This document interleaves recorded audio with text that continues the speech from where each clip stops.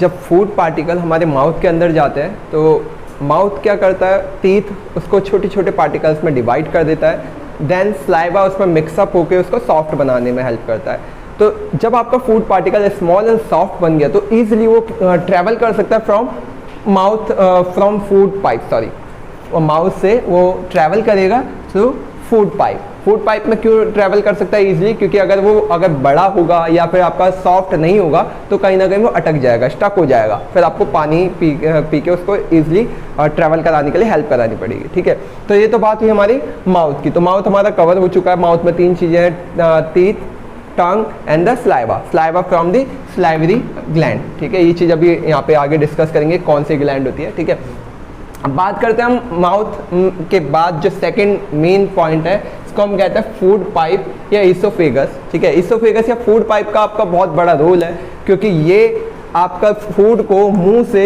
Stomach तक पहुंचाने का काम करता है। अगर ये नहीं होगा तो आप सोचो कि फूड कैसे पहुंचेगा। ठीक है, तो ये बहुत इंपॉर्टेंट है। ठीक है, अगर ये नहीं होगा तो आपका माउथ और स्टमक का जो बीच का डिस्टेंस है वो ट्रैवल नहीं हो पाएगा। ठीक है, ये हो गया आपका इसोफेगस। चलो, स्टमक तक पहुंचने से पहले मैं एक आपको इंटरेस्टिंग फैक्ट बताता हूँ। अब आपने अभी पढ़ा फूड पाइप आपका माउथ टू स्टमक पहुंचाता है। अब रेस्पिरेशन में एक और चीज़ पढ़ेंगे जिसको कहते हैं विंड पाइप मतलब नाम से समझ आ रहा है, विंड मतलब हवा, ऐसा पाइप जो हवा को ट्रैवल करवाएगा। फूड पाइप ऐसा पाइप जिससे फूड एंटर होगा या फिर फूड ट्रैवल करेगा। ठीक है, दोनों चीज़ समझ आई, फूड पाइप, विंड पाइप।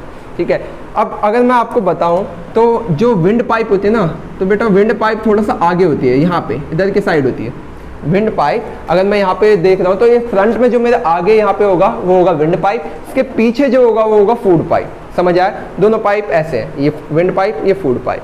चलो, ये चीज़ क्लियर है।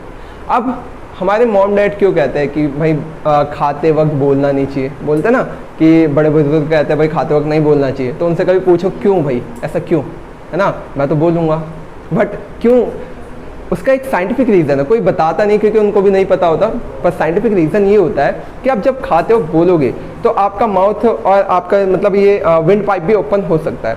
अब जब खाते वक्त बोलोगे तो 2 पाइप अलग अलग है, खाते वक्त फूड पाइप में ही जाना चाहिए खाना।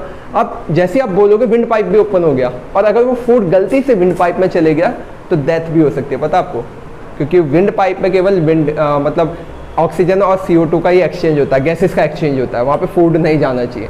ठीक है, वो आपके लंग्स से कनेक्ट होता है सीधे। ठीक है, तो अब हम खाते हैं, है ना, नहीं बोलेंगे चलो, है ना, बट ये कैसे पॉसिबल होता है कि विंड पाइप और फूड पाइप अलग अलग हो पाता है। तो यहाँ पे एक रोल आता है, सबसे मेन ये होता है एपिग्लॉटिस।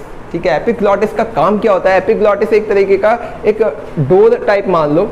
तो जब आप खाते हो ना तो एपिग्लॉटिस क्लोज रहता है, तो जिसकी वजह से आपका जो खाना है वो सीधे यहाँ पे फूड पाइप में एंटर करेगा, विंड पाइप में नहीं जाएगा। पर अगर आप गलती से बोल गए ना तो गलती से बोलने की वजह से ये एपिग्लॉटिस यहाँ से हट जाएगा और दोनों रास्ते ओपन हो गए, तो फूड पाइप से जो फूड जा रहा हो गलती से आपके विंड पाइप में भी एंटर हो सकता है। तो कभी कोई खाते वक्त आपको लाइक गले में फूड अटक जाता है, फिर आपके मॉम डैड आपको थपथपाते हैं या फिर पानी पिलाते हैं, तो उससे क्या होता है आपका विंड पाइप से फूड निकल जाता है, फूड पाइप में ही चले जाता है। इसलिए हम बोलते हैं खाते वक्त नहीं बोलना चाहिए। और जो हेल्प करता है आपका वो होता है एपिग्लॉटिस, ये आपका डाइजेशन का पार्ट नहीं था, एक्स्ट्रा आपको बताया। ठीक है, अब चलो अपने वापस डाइजेशन पे आते हैं। माउथ से आपका फूड एंटर कर गया, ये भाई फूड जा रहा है, ये देखो जा रहा है। अब फूड जाता कैसे है, फूड जाने की जो मूवमेंट होती है ये होती है पेरिस्टालिक मूवमेंट। पेरिस्टालिक मूवमेंट आपका ऐसी मूवमेंट होती है जिसमें 2 चीज़ें आती हैं, एक आता है कॉन्ट्रैक्शन, एक आता है एक्सपेंशन। कॉन्ट्रैक्शन एक्सपेंशन मतलब आपको सिंपल भाषा में समझाऊं तो सिकुड़ना और फूलना, कॉन्ट्रैक्शन एंड एक्सपेंशन। एक्सपेंशन मतलब फूलना, कॉन्ट्रैक्शन मतलब सिकुड़ना। तो ये मूवमेंट हमेशा होती रहती है।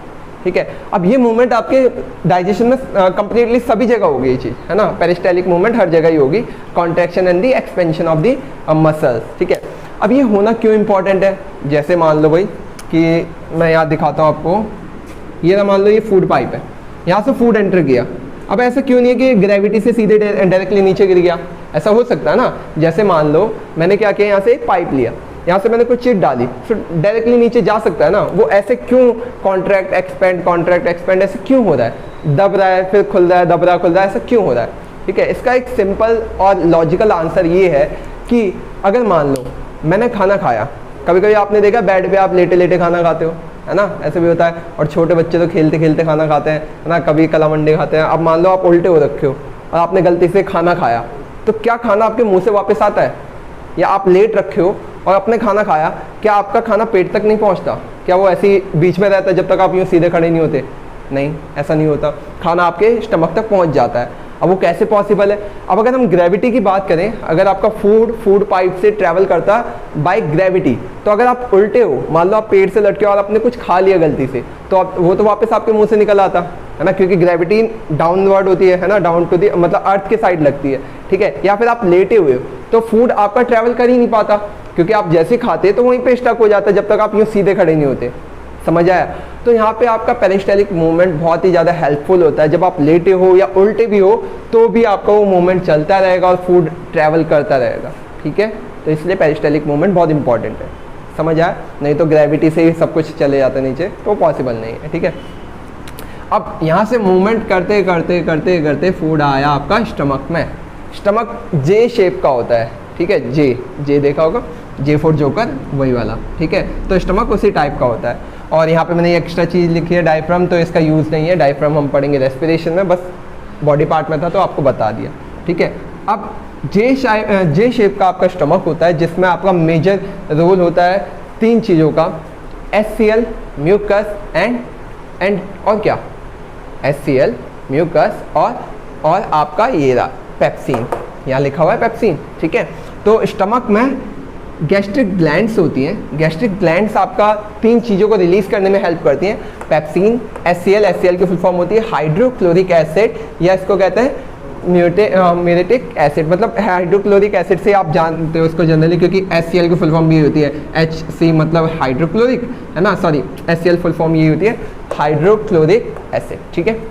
तो ये आपका एसिड होता है जो स्टमक में बनता है। और आपने अगर एसिड और बेस पढ़ा है तो ये आपका स्ट्रॉन्ग एसिड होता है भाई। इसका जो वो pH मान होता है ना, अराउंड 1 to 2 के बीच में होता है, तो स्ट्रॉन्ग एसिड में काउंट किया जाता है। स्ट्रॉन्ग एसिड मतलब अगर गलती से हाथ में डाल दिया ना, हाथ जल जाएगा, ठीक है।